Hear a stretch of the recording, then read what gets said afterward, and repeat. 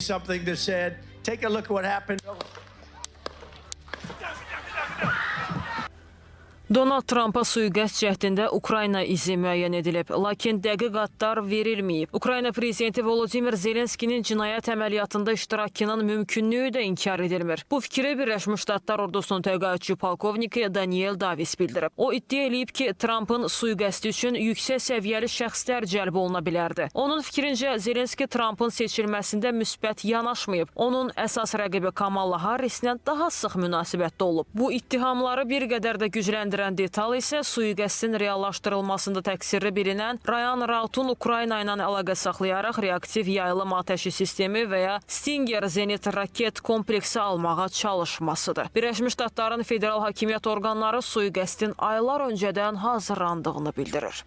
Mən Kiyevin Trumpı istəmədiyini hələ seçki dönəmində demişdim. Çünki onun ölkənin taleyinə təsir edəcək qərarlar verəcəyini düşünürdülər. Necə ki, Bidenlə demək olar heç bir problem yaşamayan Zelenski, Trumpla fikir ayrılıqları, hətta ictimaiyyət önündə mübahisə belə etdi. Aralarındakı antipatiya bədən dillərindən də hiss olunurdu.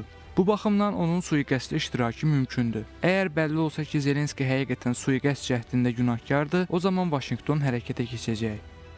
Vaşinqton-Kiyev münasibətlərində diqqət çəkən digər məqam Birləşmiş Ştatların Ukraynadakı səfiri Bridget Brickenin vəzifəsindən istefa verməsidir. 3 ildir, yəni Biden dövründən bu vəzifədə olan Brickenin Trump administrasiyası ilə fikir ayrılıqlarına görə fəaliyyətini dayandırdığı deyilir. Lakin istefa səbəbinin bundan kifayətlənmədiyi fikirləri də az deyil. Onun Trump administrasiyası tərəfindən təzyiqlərə məruz qaldığı iddia olunur. Brickeni Bidenin təyin elədiyini nəzərə alsaq, yeni hakimiyyətin ona güvənsiz yanaşması mümkündür. İstefaya səbəb olacaq digər ehtimal isə sui-qəsdçinin Ukrayna ilə əlaqələrinin ortaya çıxmasından sonra ittiham olunmaqla bağlı narahatlığı ola bilər.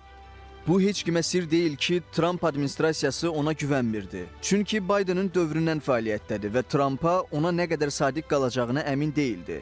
Necə ki, Brick də Trumpın qərarları ilə razılaşa bilmirdi və fikir ayrılıqları yaranırdı. Hazırda onun postu boşdur, amma yerinə hazırki administrasiyaya daha yaxşı şəxsin gətiriləcəyini düşünürəm.